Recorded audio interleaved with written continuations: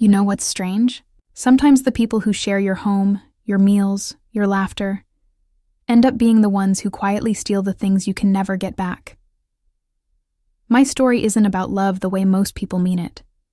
It's about the kind of love you fight for, the kind you lose, and the kind you finally learn to give yourself when everyone else forgets how to. So if you've ever felt invisible in your own family, stay with me till the end. I promise, this story will leave something in you you'll never forget. And before we begin, please like, subscribe, and let my voice keep you company for the next few minutes. You'll understand why by the time it ends. I was 12 when my father remarried. I still remember the day. He wore a gray suit that smelled like mothballs and regret. I held my mother's locket in my hand as he introduced me to the new family. My stepmother smiled too wide, and beside her stood her. The girl who would soon become my shadow and my storm, my stepsister, Amara. Amara was everything I wasn't. She had curls that bounced when she laughed, and a voice my father couldn't stop admiring. "She's such a bright one," he'd say, as if brightness could erase my quiet. She learned quickly how to make my father smile, and just as quickly how to make him forget that I existed. It started small. He missed one of my school plays, then another. Birthdays turned into polite handshakes and envelopes of money. When Amara won something, a dance trophy, a debate, even a smile, he'd celebrate as if it was his own victory. When I achieved something, he'd say, "That's good, but you can do better." And maybe that's when I began to shrink. Not all at once, but piece by piece. I became a ghost in my own house, quietly moving around the edges of their joy. But ghosts, you see, remember everything. Amara loved to remind me of my place. She'd borrow my clothes and never return them, take my seat at dinner, talk over me like I was furniture. And my father, he'd laugh, saying, "You two are like real sisters now." No, we weren't. Real sisters don't make you question whether you deserve love. Years went by like that. I learned to speak less, feel less, dream less. The house became a theater, and I was always the forgotten extra. But when my mother's locket, the only thing she left me, disappeared, something in me cracked. I searched everywhere.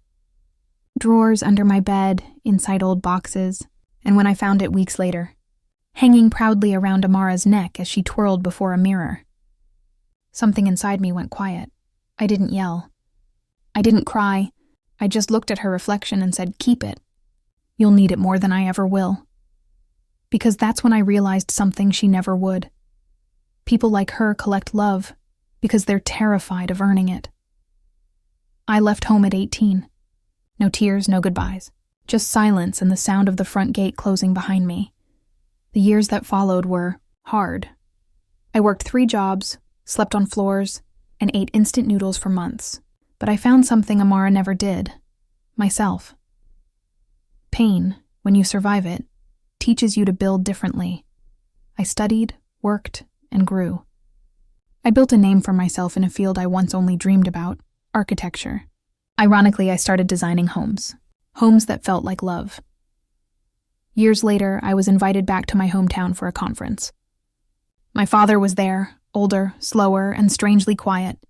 Amara was with him, except the light she once had in her eyes. It was gone. She smiled politely, but it didn't reach her face.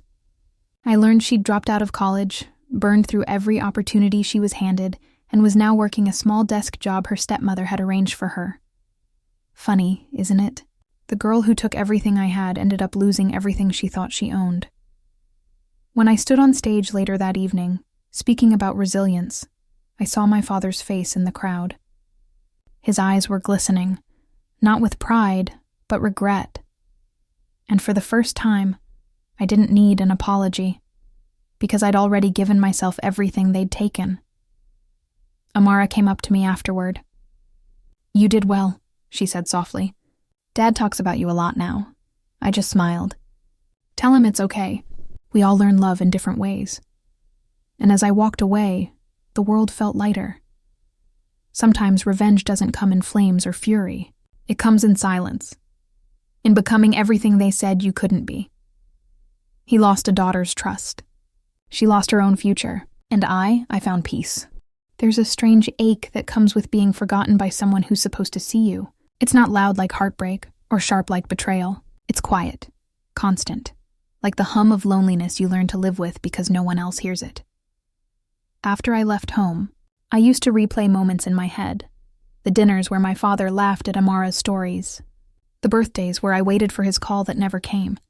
The countless times she brushed past me like I was air. I told myself I'd move on, that the world outside those walls would be kinder. But pain has a way of following you, whispering through every shadow of your past.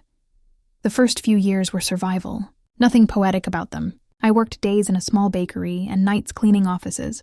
I was invisible again, just the way I'd been at home. But this time it was different. The invisibility wasn't forced. It was chosen. I was learning what it meant to rebuild without anyone watching. There were nights I'd sit by the window of my small rented room, staring at the city lights, wondering if my father ever thought about me. Wondering if Amara still wore my mother's locket. I used to clutch at my chest like I could still feel its absence, a hollow reminder of everything I'd lost. But pain, when you sit with it long enough, starts to transform. It teaches you patience, and one day I realized I wasn't angry anymore, just determined. I applied for a scholarship program in architecture, something I'd secretly dreamed of since I was a child, building castles out of broken toys and old cereal boxes. It felt impossible at first. I didn't have the money, the confidence, or even the proper recommendation. But sometimes, when you've been left with nothing, you start believing that nothing to lose is your greatest power. I got in. I still remember the email notification. It was just one line. "Congratulations, you've been selected." I sat on my bed, tears rolling down my face, whispering to no one. "Mom, I did it." For the next few years, I poured every ounce of myself into my work. I studied like I was making up for all the times I was told I wasn't enough. Every sleepless night, every sketch, every rejection. I carried them like proof that I was still standing. Meanwhile, Amara's life looked perfect on social media. My classmates would show me her photos sometimes. Glossy smiles, designer clothes, lavish vacations. "She looks just like you," one girl said once. I smiled politely, but inside I thought, no, she looks like everything I had to survive to become me. But life has a way of evening the scales. Quietly, almost cruelly. One winter evening, I received a call from my stepmother. Her voice was trembling. "Your father had a stroke," she said. "He's asking for you." For a moment, the world stood still. I hadn't heard her voice in nearly a decade. My first instinct was to say no. But a small voice, the same one that used to call him Daddy, whispered, "Go." When I walked into the hospital room, I saw him lying there, frail, pale, a shadow of the man who once towered over me. He looked at me, and for the first time in my life, I saw regret, raw and unfiltered. "I wasn't there for you," he said weakly. "I thought loving her meant forgetting you." I was wrong. And all the words I'd rehearsed for years, the anger, the bitterness, they disappeared. Instead, I just held his hand and said, "You don't have to explain. I already learned how to forgive, because I had. Not for him. For me." Amara walked in a few minutes later. Her once glamorous aura was gone. She looked tired, hollow. She didn't meet my eyes. I found out she'd lost her job. Her fiancé had left her, and the family money she depended on was gone. Later that night, she came to my room. "You must be happy," she said quietly. "You finally won." I looked at her and shook my head. "Amara, I never wanted to win. I just wanted to be seen." She broke down then, sobbing like the child she used to be before the competition began. I held her hand, because that's the thing about healing. It doesn't always mean revenge. Sometimes it means realizing you're strong enough to be kind again. My father passed away a few months later. I was the one who handled everything, the paperwork, the arrangements, even the eulogy. I didn't cry at the funeral, not because I didn't feel the loss, but because I'd already grieved him long ago. Afterward, I went home, the house I once called mine. Everything looked smaller, quieter. My childhood room was still the same, except for the dust on the windowsill and the ghost of the girl I used to be. That's when I found it. My mother's locket. Inside the drawer of my old desk, wrapped in a silk handkerchief untouched, and on it, a small note in my father's shaky handwriting. For the daughter I forgot to love right. I closed my eyes and let the tears fall, not out of pain, but release.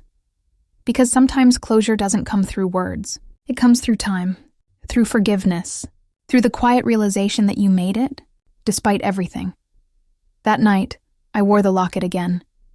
Not as a reminder of what I lost, but of what I found. Myself. You know, healing is never loud. It doesn't arrive with applause or a grand moment of closure. It's quieter than people imagine. It lives in the little things. The way your hands stop shaking when you speak your truth. The way your voice doesn't tremble anymore when you say their names. The way you finally walk through the same pain that once buried you, and this time, you don't flinch. After my father's death, I didn't stay in that house long. I sold it, not out of anger, but because some places carry too many ghosts. I used the money to start something I'd been dreaming about for years, my own architecture firm. It wasn't big at first. Just a small office with cracked walls and secondhand furniture. But it was mine. I built it the way I built myself, brick by brick, scar by scar. Every project I took on, every late night I worked, it felt like I was laying a foundation not just for buildings, but for the woman I had become. And then one morning, I got an email that made me sit still for a long time. It was from an international design board. They'd seen one of my sustainable housing projects and wanted to nominate it for an award. For a moment, I just sat there, staring at the screen, remembering the girl who used to sit at her window with nothing but broken dreams and a heart full of hurt. And now, the world was finally seeing her. Not as a shadow, not as a forgotten daughter, but as the architect of her own destiny. Months later, when I stood on that stage, accepting the award, I didn't think about revenge. I thought about my mother, how she'd taught me to never let pain harden my heart. I thought about my father, and how even in his regret, he gave me the chance to forgive. And yes, I thought about Amara. She was in the audience that night. I didn't invite her, but she came anyway. After the ceremony, she walked up to me, eyes glistening, her hands trembling like she was holding back years of words she didn't know how to say. "I saw your interview," she said softly. "You talked about forgiveness." I nodded. "It's easier than carrying hate forever." Her voice broke. "I don't expect you to forgive me, but I'm sorry." And just like that, all the years of rivalry, the jealousy, the cruelty, they dissolved into something softer, something human. I smiled at her, not with pride, but with peace. "Amara, I forgave you long before this moment. You just didn't know it yet." That night, as I drove home alone, the city lights blurred through my tears, but they weren't sad ones. They were the kind that come when you finally realize you've survived everything that was meant to destroy you. I went home and placed my mother's locket beside the award on my desk. Two symbols of everything I'd lost and everything I'd gained. Years passed. Life moved quietly but beautifully. My firm grew. I started teaching design to underprivileged students, kids who reminded me of myself, full of potential but buried under doubt. Every time one of them smiled after creating something new, I felt this unspoken truth. The best revenge is to become what they said you couldn't.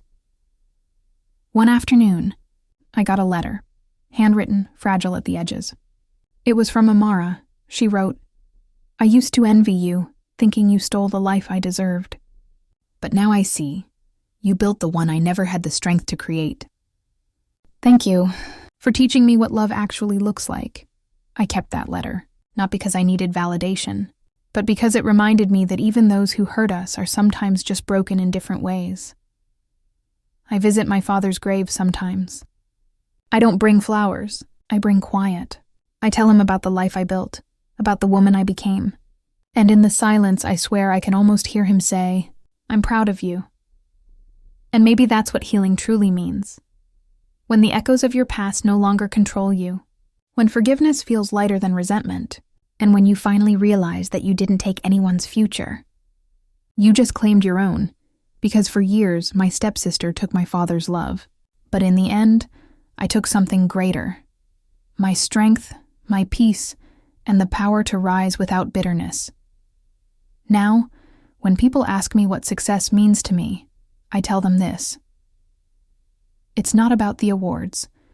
It's about standing tall where you once fell, and knowing that even if the world turned its back on you, you didn't turn yours. I look in the mirror now, and I don't see the forgotten girl anymore. I see a woman who rebuilt herself from ashes, graceful, grounded, and free.